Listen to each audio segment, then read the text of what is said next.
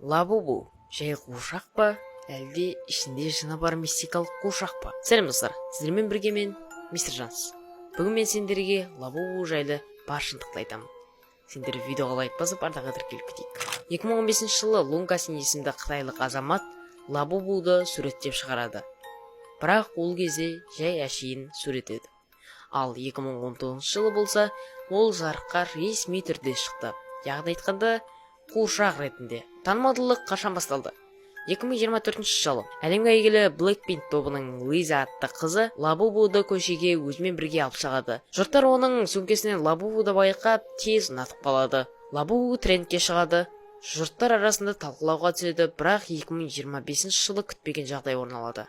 Ниетті бала лабубуды алады. Лабубуды алған сәттен бастап оның өмірі күрт өзгереді. Ол 5 күн бойы ұйықтамайды. Ойлаңыздаршы достар, 5 күн бойы ұйықтамайды. Басында ата-анасына бұл жайт бір себептермен болды деп ойлайды. Лабубудан көрмейді. Ал одан кейін дәрігерге барады, ешқандай ауру жоқ деп айтады. Ал одан кейін күдіктеніп камера қояды. Ал камерада лабубудың ішінде жан бар ма деген сұрақтың жауабын менің YouTube арнамда көре алатын боласыздар. YouTubeға мистер Жанстың әңгімелері деп жазыңыздар. Либо достар TikTok аккаунтыма басып, описаниеда тұрған сілтемеге өтіп, бірінші видеоны қарасаңыздар болады. Лабубу жымба.